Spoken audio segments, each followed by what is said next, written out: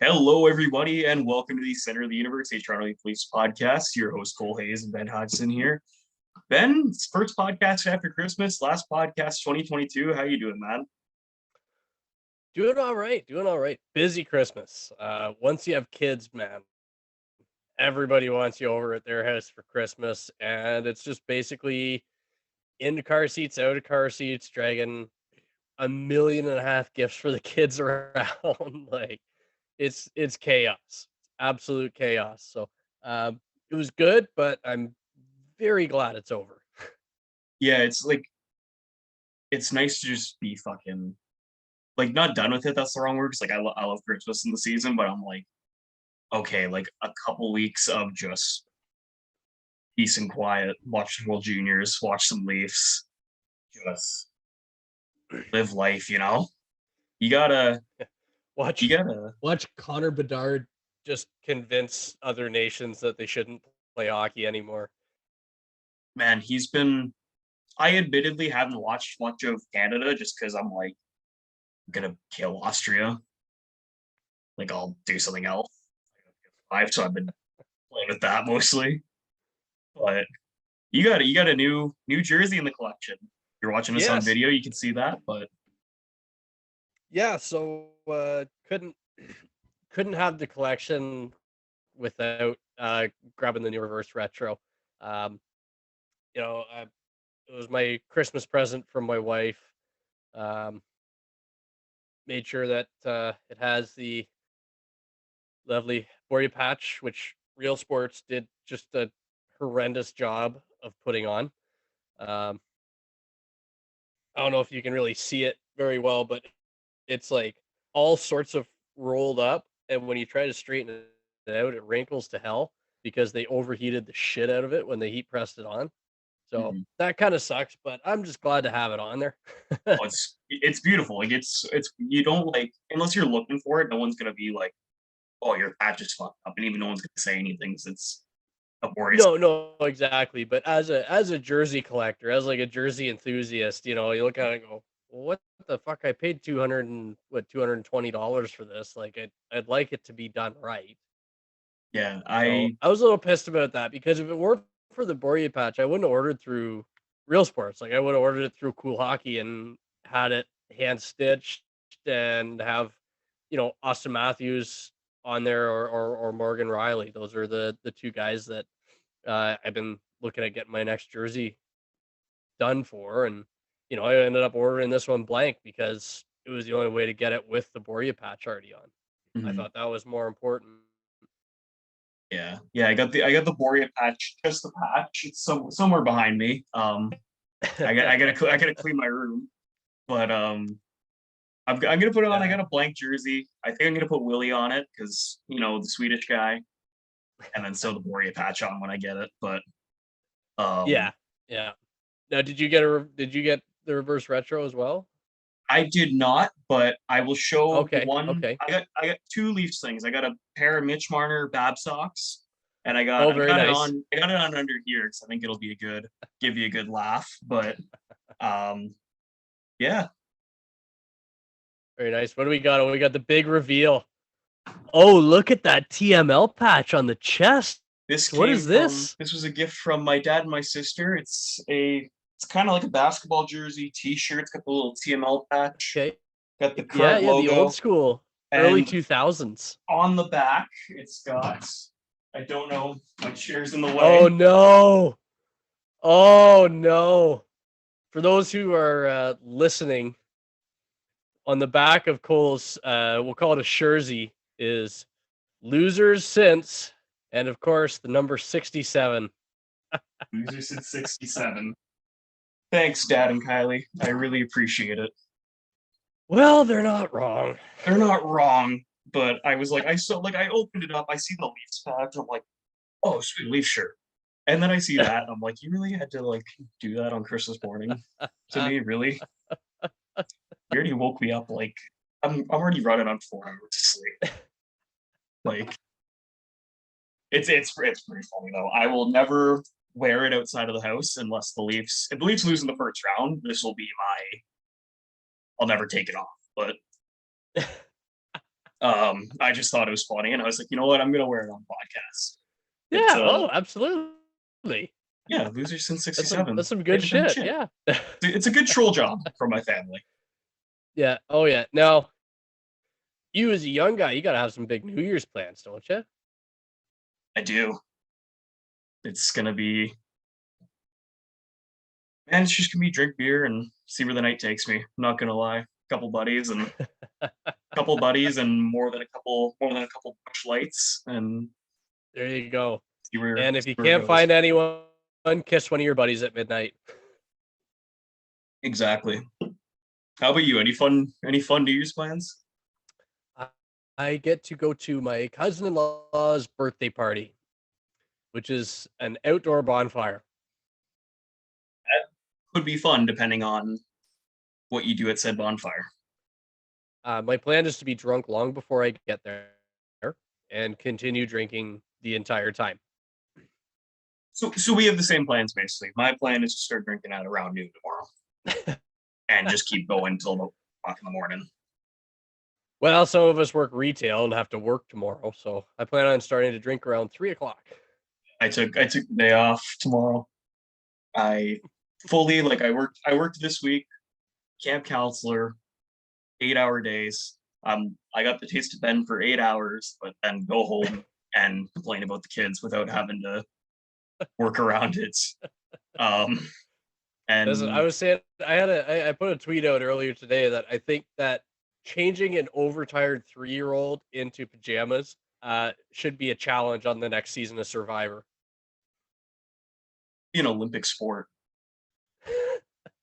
Like, pardon my take, did like the Mount Rushmore of everyday activities that could be an Olympic sport? That should have been one of them. Changing your 3-year-old's diapers. Oh That shit God. sounds brutal, but I got a week off starting tomorrow, so Leafs World Juniors and drinking is that week off. Yeah, So absolutely. And I mean, speaking of World Juniors, man, I mean, I know we didn't talk about it a whole lot before the podcast, but Connor Bedard tying Jordan Eberle's record and making sure that he did it with the same amount of games played. Pretty impressive, man. And he's gonna pass Jordan Eberle obviously because he's just gonna keep scoring goals. That kid is absolutely unbelievable. Uh, he'll probably pass him. He'll probably pass him against Sweden today by the time you're listening to oh this. Like, yeah, man.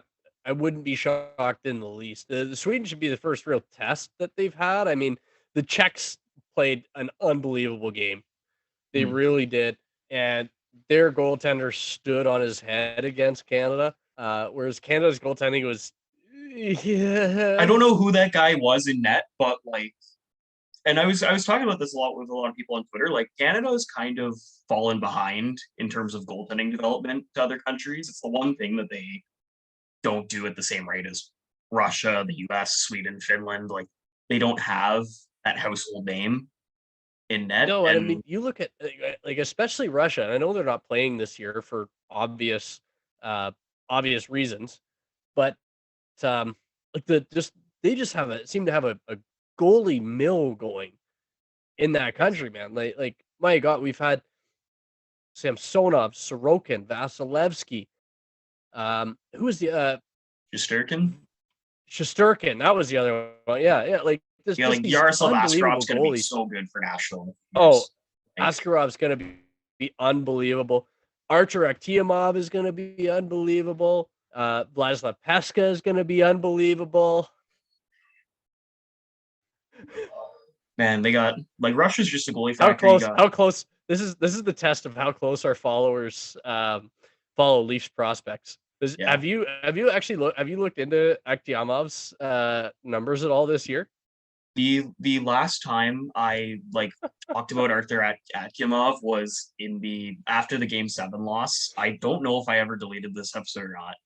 This is after 2019. It's me or 2021. It's me by myself for about 35 minutes. Just ranting. Maybe I'll throw it up on the Twitter if people want a good laugh tomorrow. But at some point, I name dropped Arthur Akimov's shutout during the World Junior game against Austria. Like, I was down bad in that episode. But I So could not tell you what he's so doing this year. Didn't one of them get traded Elite, or demoted or something? uh, not that I'm aware of, but who knows? I Maybe mean, I'm thinking it's someone else. so hard. It is so hard to follow Russian prospects right now. But Mhm. Artur Akimov, Elite Prospects, has the stats at least. Um, his last 10 games. Uh, oh, that's weird. Okay. Uh, his last 10 games, 10 goals against, 291 saves, a 967 save percentage. His Damn. last 5 games, his last 5 games, 3 goals against, and a 977. Wow. And this And is in he's the playing KHL, right now. right? This is the VHL, so it's the Russian equivalent to playing in the A, Okay. That's right? still But I Arthur mean, Akimov's what, 21, let's 22? be Like real. that's Yeah, incredible. like let's be real. Those numbers are ridiculous, and Pesca has not been far behind. His numbers have been excellent as well. The Leafs right now, like if you look at their organization as a whole, have an insane pipeline of goaltenders. I mean, I've never seen it from your like Akimovs this. and your Pescas, Joe Wall is back from injury and he's 6-0. Keith Petruzzelli has been unbelievable. Uh, Dryden McKay looks like a fantastic prospect. And then we have Eric Shalgren, who we've seen at the NHL level. And I mean, he's decent enough. I don't think he'll ever be a starting goalie, but he's a decent goalie. Like the entire Leafs organization right now, from prospects on down. Oh, Dennis Hildeby. I completely forgot about Dennis Hildeby. Wildebeest. Yeah. Um, and he's been playing really well. I mean, I didn't cover the Hildeby stories. I've done a couple stories with Maple Leafs Insider so far this year about Akhtiamov and just how incredible he's been playing this year, because his numbers have been like that all season, like just these like double take worthy numbers. Hmm. So hopefully he's able to escape Russia and make it, not like the Flyers goalie. What was his name? Ivan Fedotov. Peter, yeah, Ivan Fedotov. That was it. I had him mixed up with Kachetkov. Another is Kachetkov is Russian too, is he not? He's gotta be. Like, With a name like Kachetkov, it's like that quote from Miracle with Kurt Russell. You know, Pav against whoever of. yeah, it's literally like this. You just take an educated guess, and seems like Yeah, Leafs goaltending's firing all cylinders everywhere, except for the big club right now. Elias yeah, Samsonov's struggled as of late. I like last night was Matt Murray's golden opportunity to be like, you're the starting goalie for now. Fortunately, he wasn't great, but I'm not writing off the goaltending at the NHL level. Samsonov, I'm not worried, but I'm in the concerned about. I'm not pressing the panic yeah. button. I'd really like to see a strong game at him next game, Yeah, please, please, I Ilya. think I think I was watching the game with one of my buddies, like the Blues game, and he sort of mentioned like, do you think his confidence is a bit shot after the Washington game? And Mm.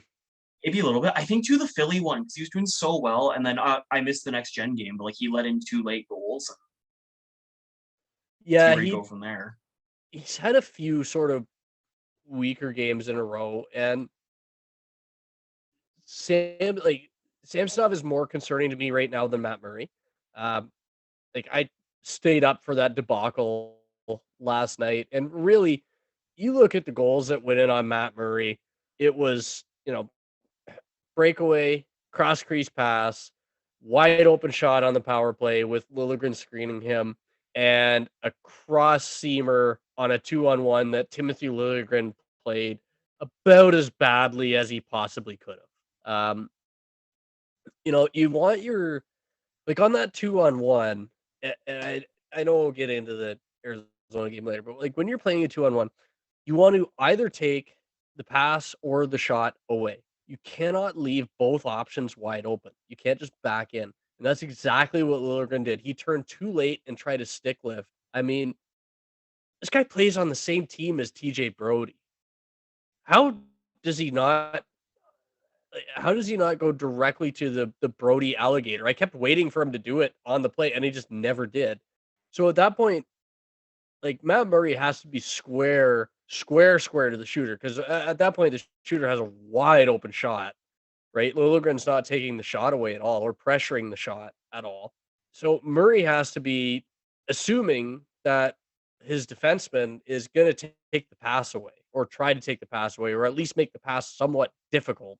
And instead, it's a backdoor pass that I mean, Murray didn't have a chance on that. And the only one that I think I would have liked to stop on was the shot on the power play from JJ JJ Moser, whoever that Moser, is, that was it.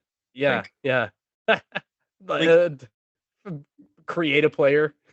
literally it sounds like just the most like NPC player I've ever seen. Like I Oh, that is he's a Mark Donk if I've ever seen one. yeah. Like, and the Coyotes are just a team of Mark Donks. He's the Mark Donk of Yeah, and I mean, give him credit. It was a great shot. yeah. It was a really, Apparently he was a it was a second round really good pick. shot. Like Who knew? maybe who knows? Yeah, Like you could tell me he was a fifth overall pick, and I'd be like, yeah, maybe I just didn't pay attention to the draft. Like probably. Yeah. Leafs trade all their first. I don't care anymore. Like, yeah, that Hey, we still was have ours for next year, do we not? yeah. We have ours this year too. Till the trade Sweet, deadline when sweet. we get the guy that puts us over the hump when we win the cup. Yeah, when we get Timo Meyer. Oh, I can't wait.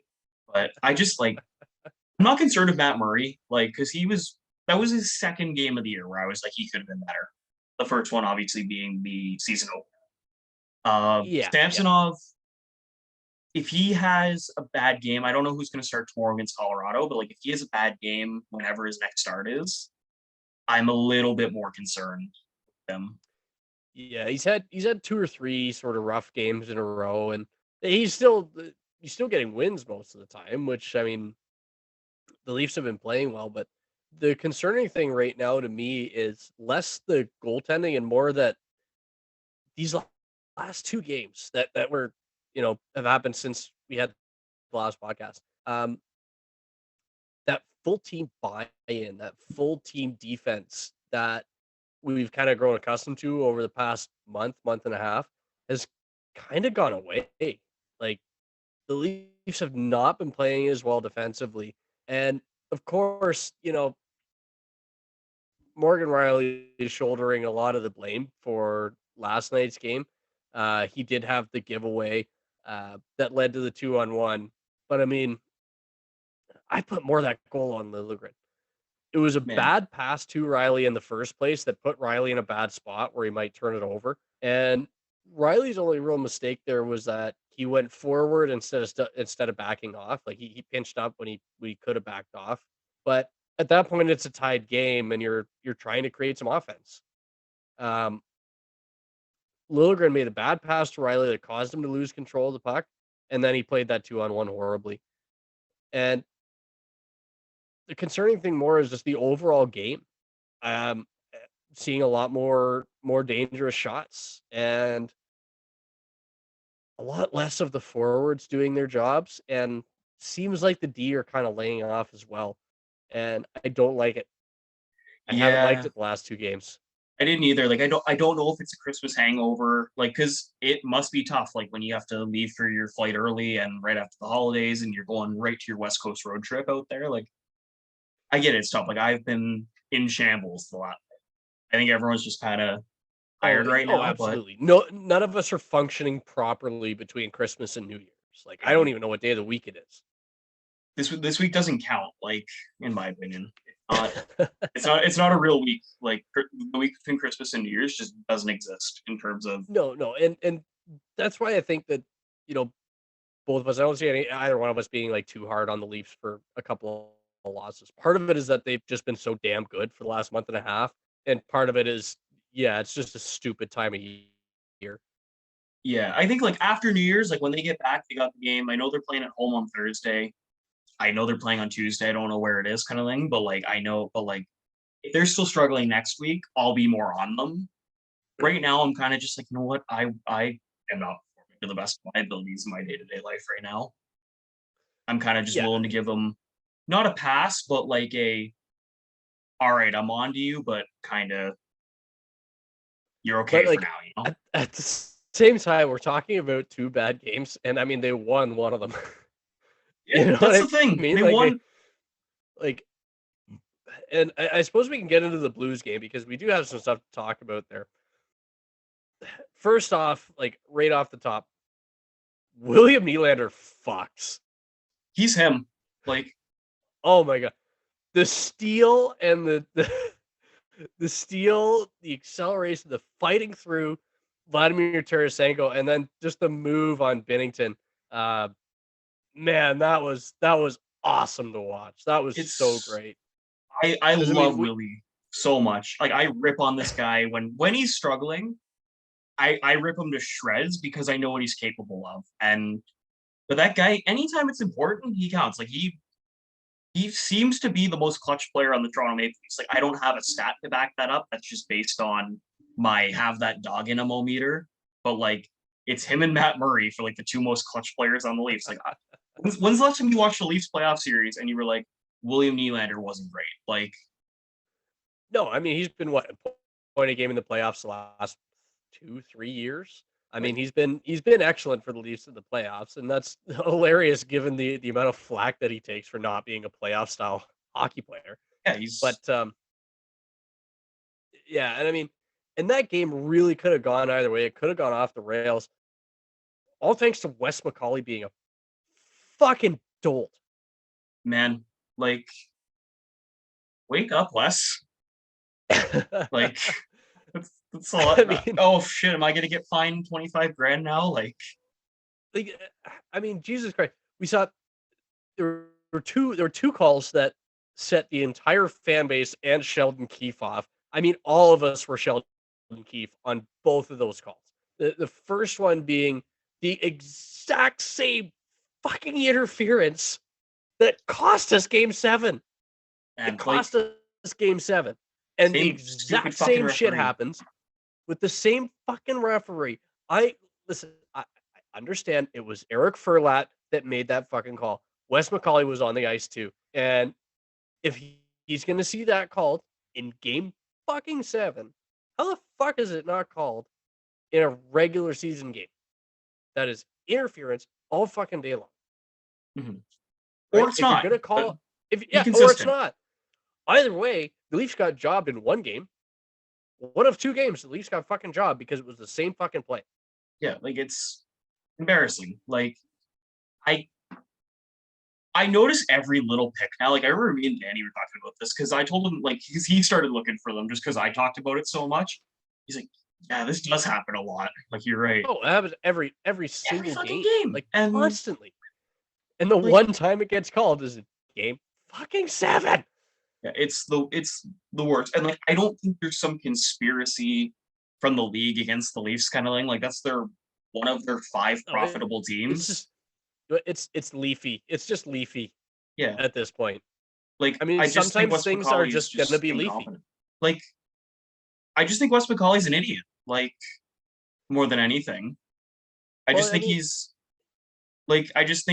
incompetent. Like, either it's like the old CM Punk quote where it's like, either you did that on purpose or you're dumb as fuck. It's one of those two things. Either he hates the Toronto Maple Leafs or he's dumb as fuck. well, and one thing that they said it during the World Juniors broadcast. They were talking about one of the linesmen had like a fairly lengthy hockey career. Um, they're talking about how it is more difficult for the NHL to find officials than it is for the other pro sports league. Like it's harder for the NHL to find refs than it is for, you know, the MLB to find umps or the NBA to find refs or the NFL because they not only have to know the game and know the rules and be able to process it fast enough to make the right call, they also have to know how to skate. Like, do you have any idea how much of the population that cuts out? So, Like, it is man, it is very, very difficult to find referees for the NHL compared to other leagues. That said, the NHL, the referees that they do find are dog shit. And we haven't even it's brought up the second call, which was the by that's the far worst one. Like, that was that by is the far worse. I mean, the puck is right there. The puck is right there. Zach Aston Reese is along the corner. He is in the battle for the puck. There are what, 3 players from each team? In there, 60% of the players on the ice are within 10 square feet of each other. What the fuck are you watching aside from that? Because it was on the replay, I mean, that high stick was egregious. It was very, very clear and very easy to see, and it was very obvious that it wasn't his own stick.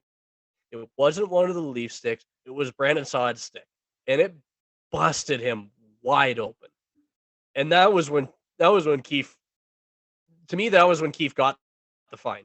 Yelling for an interference call, that's not getting a fine. But when he's screaming his head off about Zach Aston Reese and doing the 2 hands up in the air, freaking out, like, yeah, that's probably where the fine came from.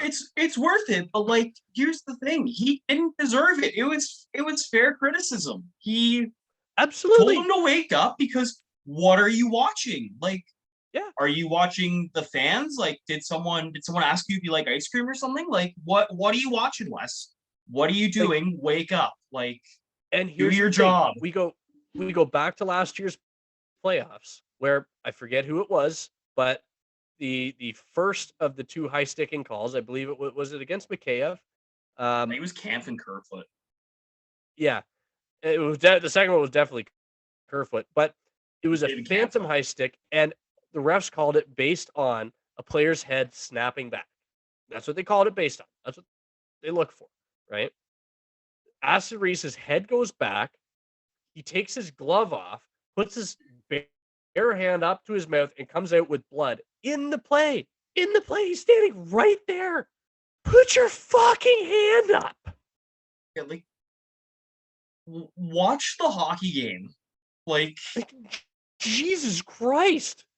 again, like, either you're incompetent or you're purposely throwing. Like, and Yeah, it's absolutely horrendous. And I know the Leafs won the game, and so we're supposed to. Oh well, we won the game anyway, so we'll let it slide. Fuck that shit. yeah, Both of those calls could have easily. That was the game tying goal and a 4-minute power play that didn't happen that would have carried in a tie game into overtime.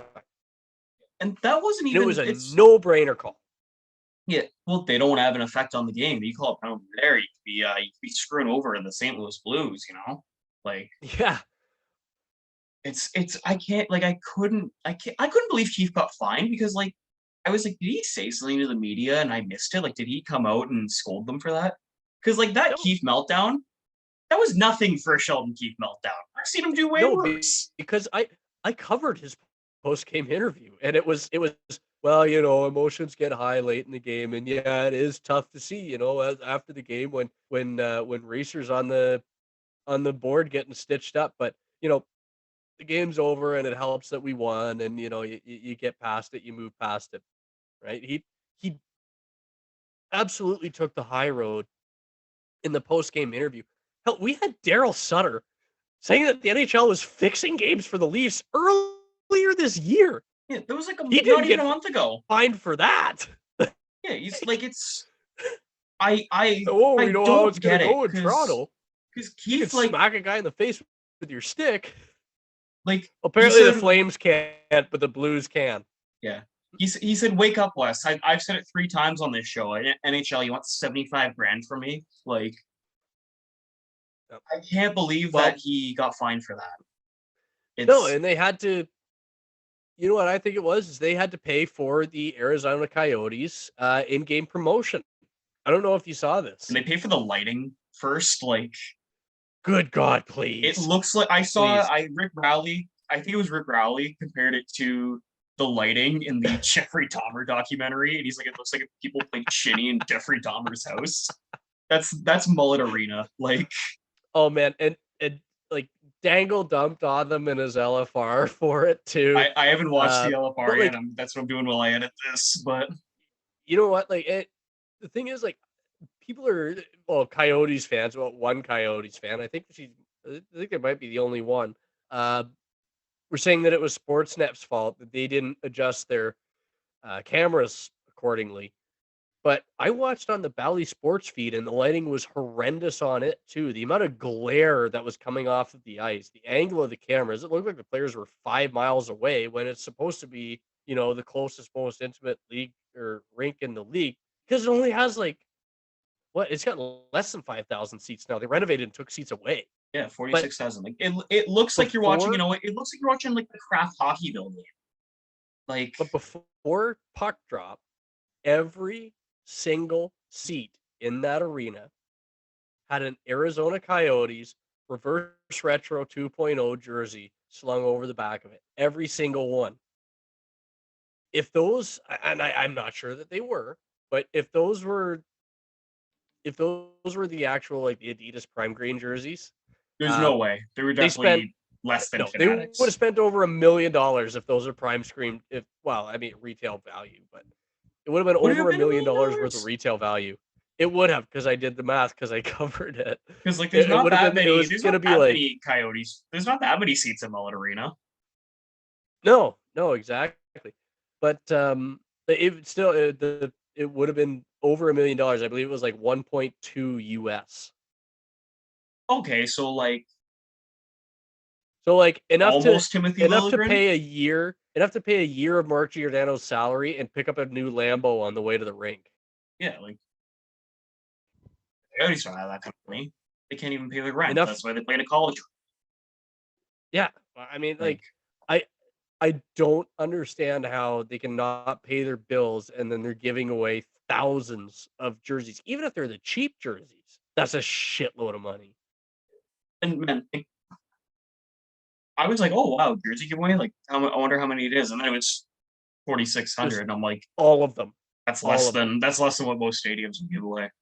Like, Yeah, oh yeah. Like you're never gonna go to a Leafs game and have every seat have a fucking Leafs jersey on it. The yeah, best but we get are the rally towels, and I got a couple of them behind me. That's the best you get. or yeah, like, Yeah, you but hope to see one of those when you go to the game.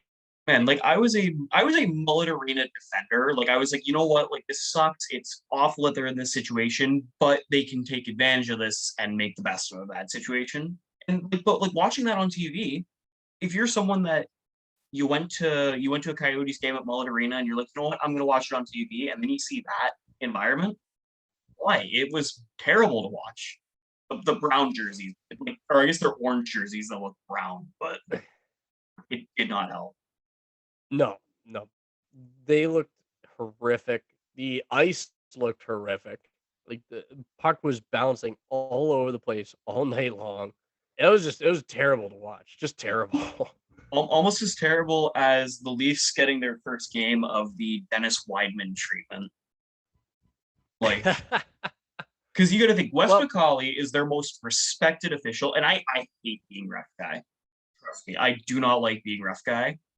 But Wes McCauley is like the most respected referee in the sport, and immediately after that, it's like, all right, we're gonna literally make up a rule to decide because we fucked up on the penalty and give it to the guy that actually did it, and we're gonna when Barrett Hayton commits 3 infractions and Bunting commits 1, that means they're the same, and or when it was three brutal. coyotes go after one Michael Bunting and they take one out of the pile. They take one guy from each team out of the pile.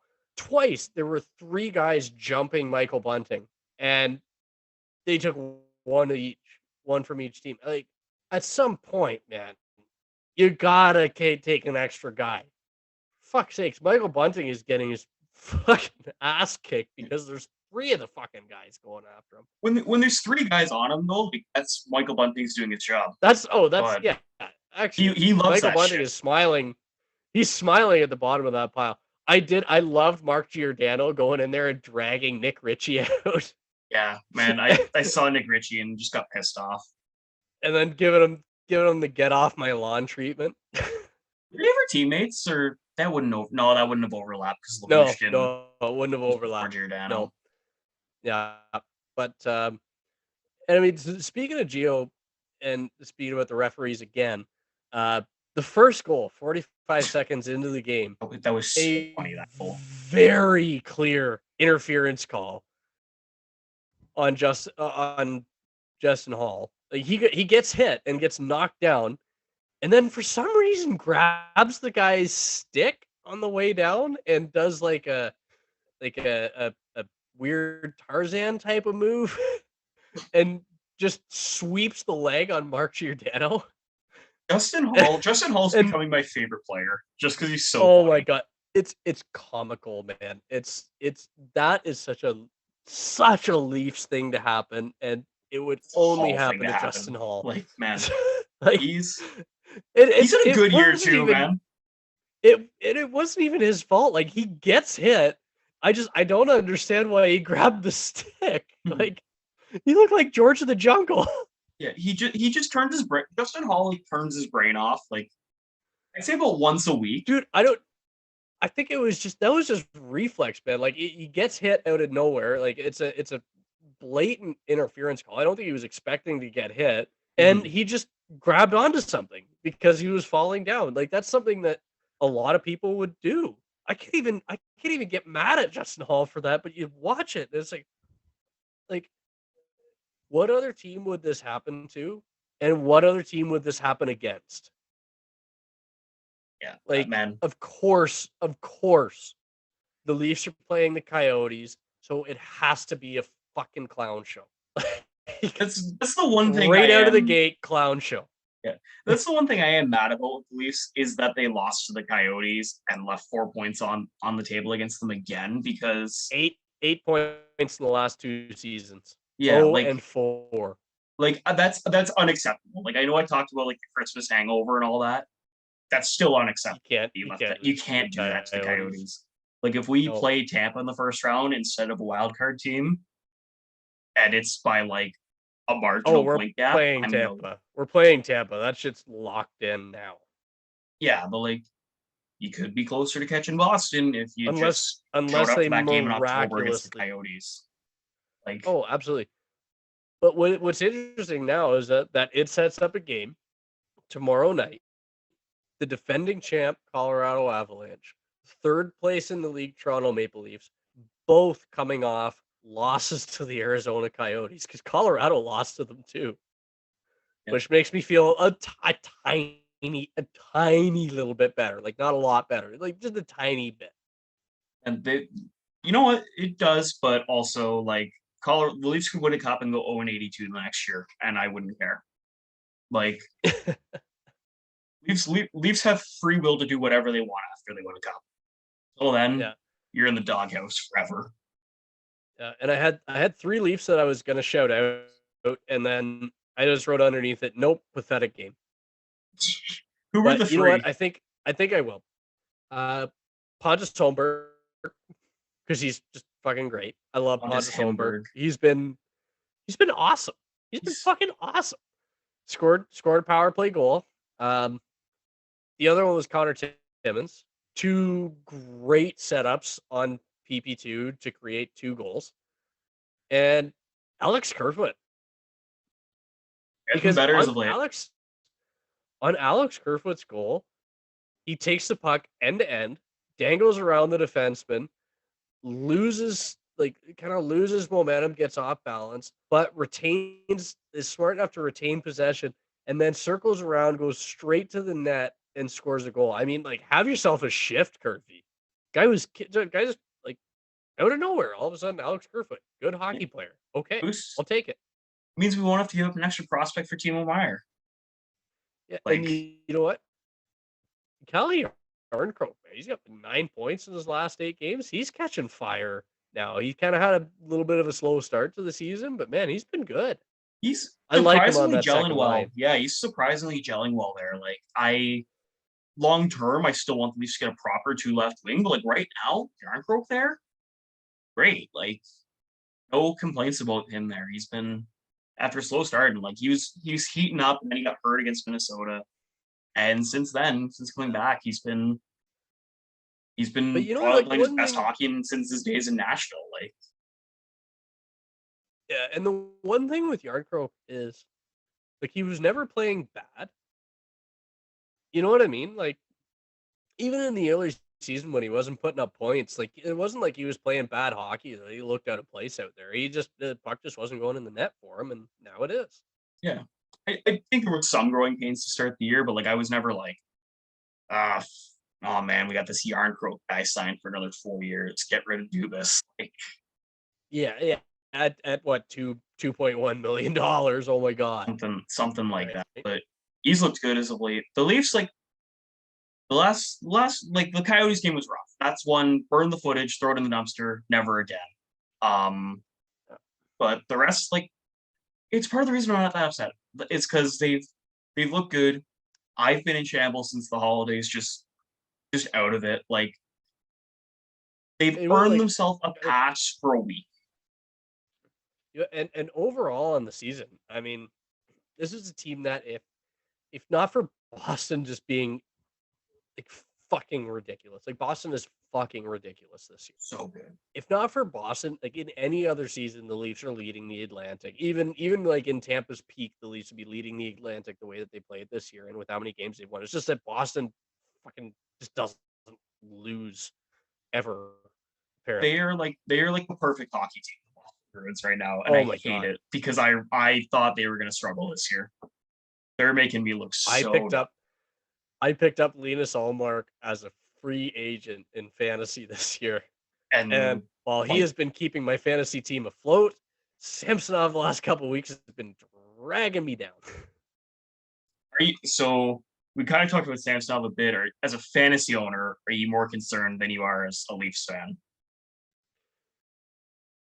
Just because I'm going up against like the first place team this week, I'd kind of like him to, you know, pull himself up by his bootstraps for the next game. I Yeah, want him to start against Colorado for my fantasy team, and I want him to play lights out because I'm yeah. pretty sure I'm behind this week because my whole fucking team is injured Again, your your again. your Now medical staff is Drysaitel terrible. out, Marchessault out, Shea Theodore out, TJ Oshie day to day. Like I can't win.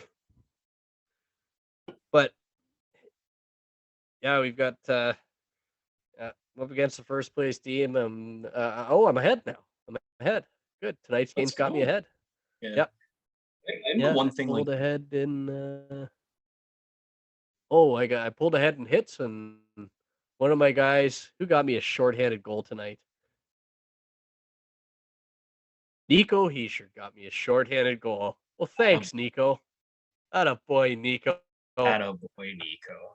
Yeah, I think the one concern I have with Samsonov, because I wanted to circle back to that we talked about earlier, but I just Yeah, didn't get yeah. off my tongue, is he looks like when Freddie Anderson struggled, when he's just not playing calm and collective. He's kind of just all over the place, like Yeah. Mrazek It's not not the knowing where his posts number are. it's not the number of goals that are going in, it's how they're going in that Yeah, concerns me. Like with like I talked about at the start of the podcast, Murray letting in 4 goals against the Coyotes, you watch those 4 goals and you go, "Well, shit, can his team help him out a little bit, please?" mhm. Some of the goals that have gone through Samsonov, man, and that's the thing, they've gone through Samsonov, and it's just like, or Samsonov, damn it. I will get this. I will get the pronunciation. Um, but some of the goals that have gone through him, man, like I'm watching them and I'm going, if I let that in beer league, I'd be upset with myself. Well, a wise man on this podcast, and it's a wise. No, it wasn't me because it was a wise man said any goal that goes through you is a bad goal, and yeah, many of those have gone through Samsonov right Just now, and squeakers, man. You can't let in squeakers. big no no. It is gonna happen. Like we all understand. Like we all understand that goalies have their ups and downs. You know, like one week Cole and Danny show up to my game, I give up 5 goals. The next week, with nobody and no cameras there, I put up a shutout against the first place team. It happens. We have our moments, man. We're weird. Yeah, it's just goalies are voodoo, as some people like to say. Oh, One you can't say question: that because voodoo is a religion, and some people get offended over that. Apparently, is that a religion? that was it was a thing on Twitter. It was a thing on Twitter. Somebody got offended over people saying goalies are voodoo. Oh, I most of my Twitter feed has been Andrew Tate and Greta Thunberg, which has been my.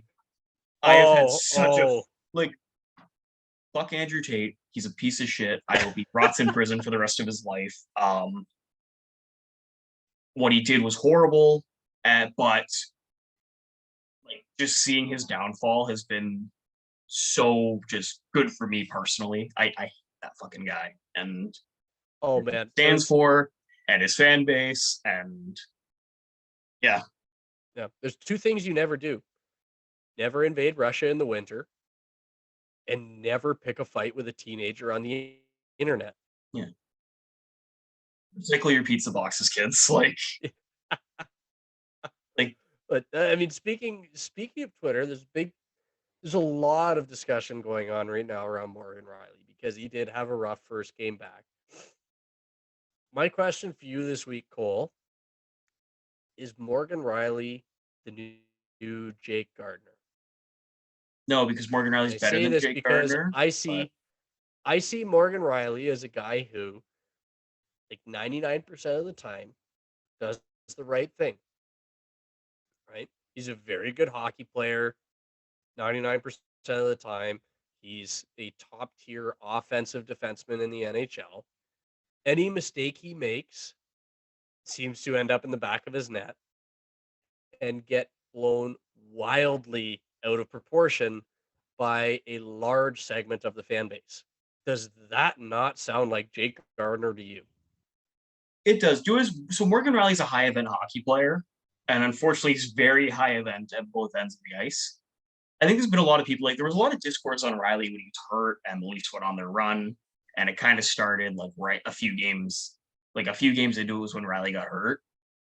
And I think there was a big segment of the fan base that was waiting for him to come back. They're doing that LeBron in the game against the Boston Celtics. Everyone knows the meme I'm talking about. They're all doing that face, waiting for him to come back and make a mistake so that they can talk about how they wanted to trade more. Like there is a big segment of this fan base that wants Morgan Riley to fall. And in a Well, way, and he's kind of the new Jake Gardner, but he's a much better player than Jake Gardner on both ends of the ice. But like in but Toronto, you need a scapegoat. The Leafs as a oh yeah, but the Leafs as a team are playing at a higher level now than when Jake Gardner was on the team. So I mean, comparatively, I can see where the compare it like I can see it. Um, but yeah, I mean, it's it's amazing to me that a guy who signed an 8-year contract like last year took a hometown discount because he definitely could have got more on the open market. Look at Darnell Nurse. Look at Seth Jones. Like Riley is better, much better than both of those players, and they Better both than got $9 million contracts. Yeah, he could have Right? gotten 9.5, maybe probably not double digits, but like if the team This wanted is him a enough. guy. Yeah, this is a guy that's said by signing that contract that said, I want to be a Toronto Maple Leaf for my entire career. That's what Morgan Riley said when he signed that contract. Who the fuck are you to say that he should be traded? First off, he has a fucking no movement clause, you fucking idiot. And second, that's not a guy you trade. That's a guy who a lot of people at some points argued should be wearing the C on his jersey because it's not just his play. It's not just his play.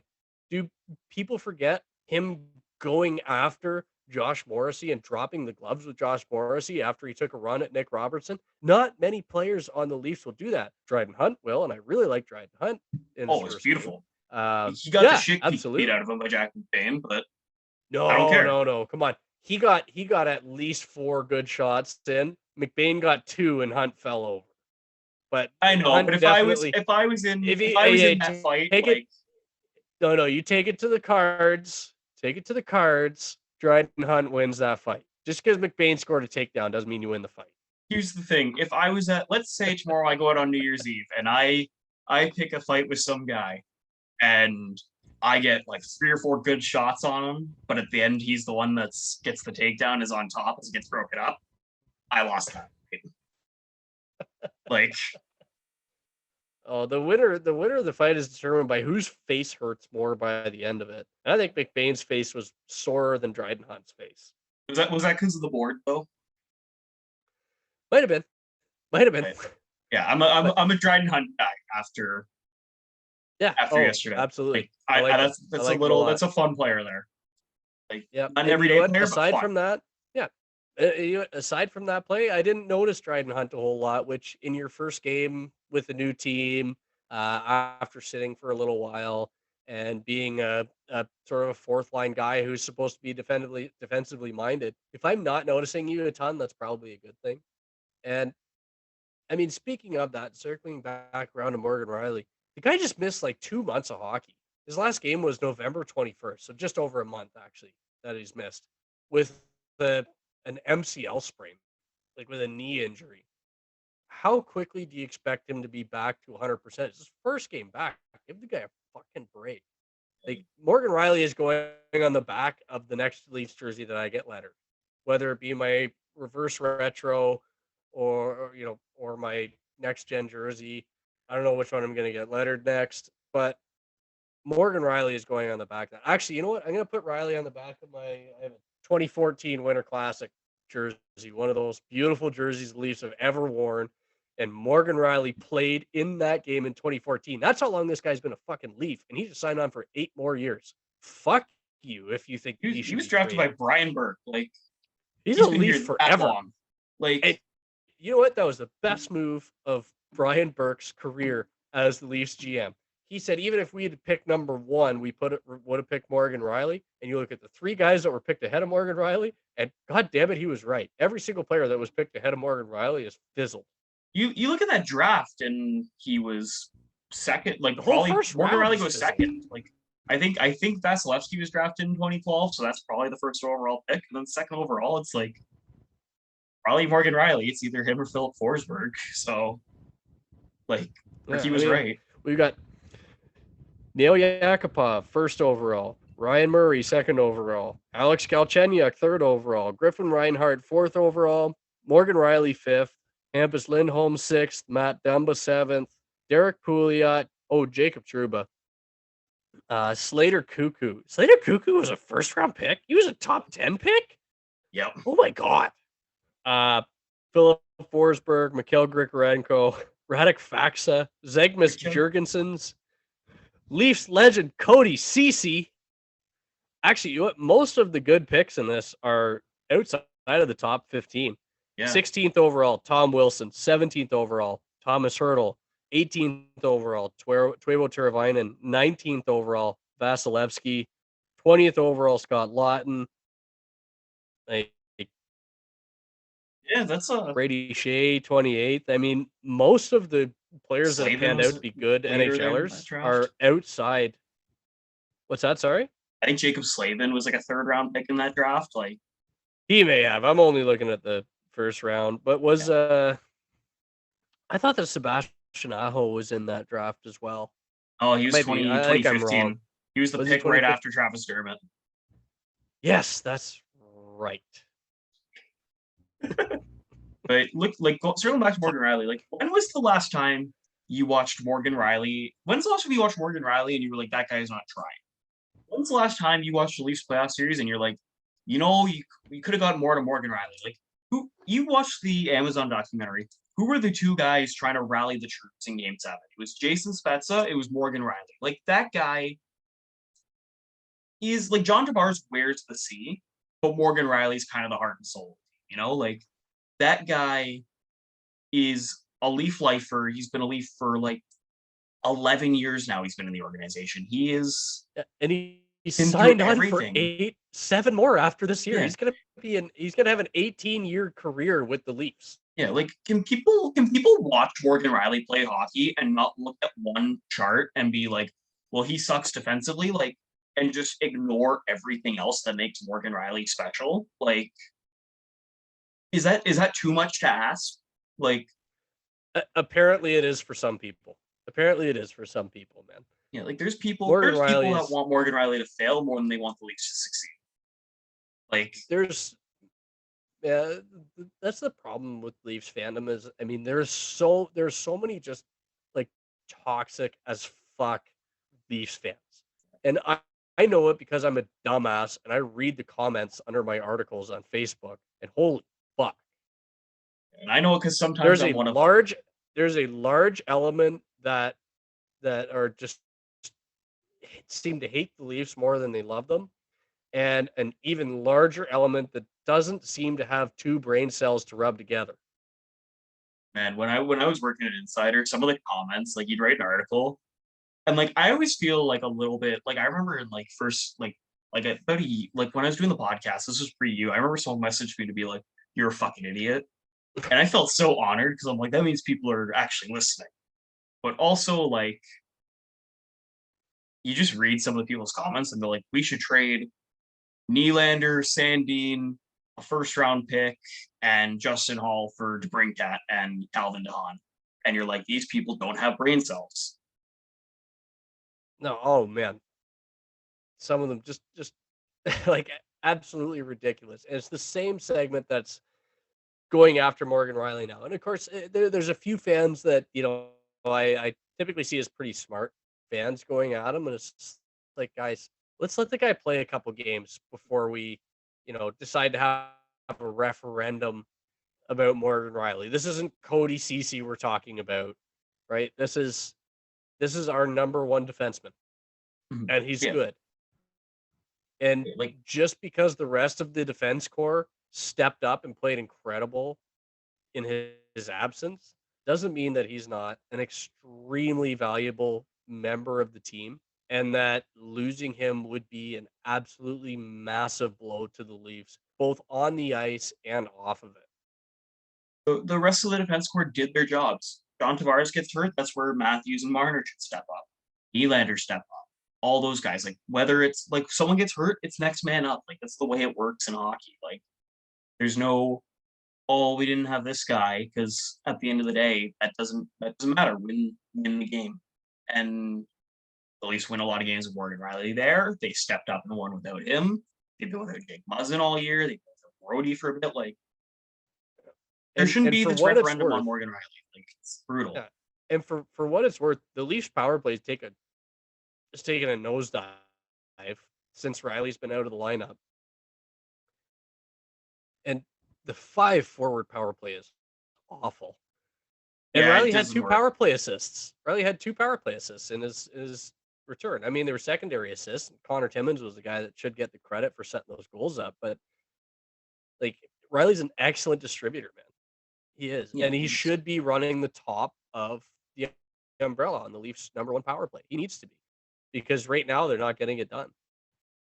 he's he's a guy that like he's done it. He plays his heart out for the team, and 99% of the time it's very good. But you mess up, you got the pitchforks, and Which to me makes welcome to him, Toronto. yeah, he is the new Jake Gardner. He is the new whipping boy. Yeah, well, I guess we needed one, and he's there, and he's always kind of been like a secondary whipping boy. There's always been someone more, but kind Yeah, like of like now Alex that everyone's Kerfoot come around scored. on Alex Kerfoot scored. So who can we be mad at now? yeah, like now that everyone's come around on Nylander, and the articles are why the Leafs can't afford to keep him instead of why they must trade him, like or why he's overpaid, and then why he's outplaying the contract. Like just because it's all those articles now, Riley's new whipping boy. I got one last thing. Obviously, it's the last podcast of 2022. It's a good year for us. Became a two-man show.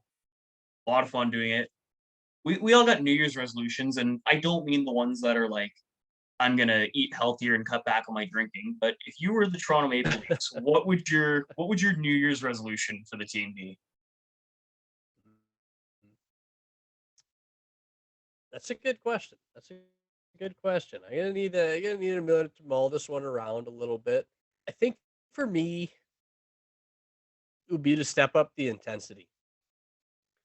The the Leafs I find are a little bit too methodical sometimes, on the cycle, on defense in their neutral zone defense. They are very methodical and it works very well. But there are times when the game and the situation calls for more intensity, and I would like to see it. And I'm sure it'll come playoff time. The Leafs do ramp up their intensity. They did it very well against Tampa last year, but I want to see it now. I want to see the intensity ramped up. That's actually a phenomenal answer. Yeah, I think my resolution for the team would just be sort of similar. Just kind of show up every night and never take your foot off the gas. And yeah, I want to see someone. I want to see one of the big four fight. I just want to see it happen. See Like Mitch Marner chucking knucks out there. yeah, like I just want to see. You know, I I want to think it see the would be Leafs get to a more line draw. shocking. Yeah, I want to see William Nylander throw a punch. Yeah, like I don't know. Like the Leafs, I'm trying to pick something that isn't just win a round or win a cup. Like I really like that pick up the intensity thing because they show they can bring it. I don't care if it's game 7 or game 57. Just pedal to the metal and go. Just they've been so much better as of late. Even guys like Engvall, Kerfoot, Hall that we ripped on at the start of the year have picked up the play. It's been really hard to be mad at this team. I Yeah. think that's part of what Which I has made hate. people so I upset hate. with Morgan Rielly. Like I think it's we haven't had anyone to be mad at in a while, so we just grabbed on to the first guy that we could and started ripping on him. it's what's going to kill me in April, isn't it? Yeah. Like and we can't rip on and we can't rip on Matt Murray because then Sens fans would be right about something, and we can't let that happen. So Matt Murray's fine. Matt Murray will always be good because I'll never admit an Ottawa Senators fan was right unless they agree with me. No, absolutely not. But anyways, I think that's all we got on tap for today. So we thank you guys, listeners, for joining us 2022. We will talk to you guys next year. It'll probably be within a week, but next year technically. So hey, go have some fun on New Year's. Be safe. Be responsible. Don't drink and drive. Drink responsible. Don't drink responsibly. No, forget Don't it. drink I'm not responsibly at responsibly. all. Blackout, but don't drink and drive. Leave your fucking keys at home. But what about personally, Cole? What's your personal New Year's resolution? I don't know. Don't let sports teams control my emotions. Like good luck with that one.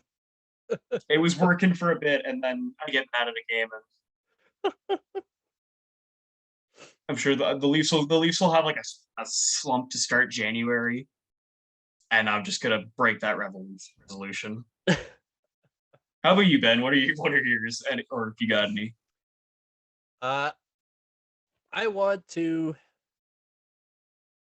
take more time after work to actually spend quality time with my kids. A lot of time when I get home from work, I'm tired. I'm kind of fried from work, and I like to sort of sit and relax. I want to make sure I take more time to play with my kids because man, they're growing up so friggin' fast. So for me, it's just to spend more time and make memories for them. That's a good resolution, man. But I think anyways, it's pretty good. And I don't want to okay. promise to quit. I don't want to promise to quit vaping because I've done that like the last 3 years. I keep trying. It just doesn't work. Every year I'm like, I'm gonna get in shape and stop drinking. Now I just go to the gym, but also eat like shit and drink a lot. So kind of just the yin and the yang, balances out.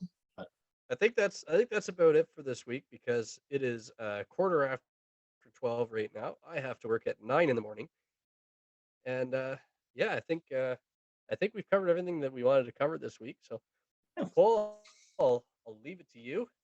Yeah, you can follow me on Twitter at Cole_Hayes. Follow Ben at Life of the D-Man. Read his written work at Maple Leaf Insider. Follow the podcast at COTU_podcast. I got it right for the last time this year. And yeah, we'll see you in 2022 and get the last Go Leafs Go of 2022 on the podcast. Go Leafs Go, baby. Go Leafs Go.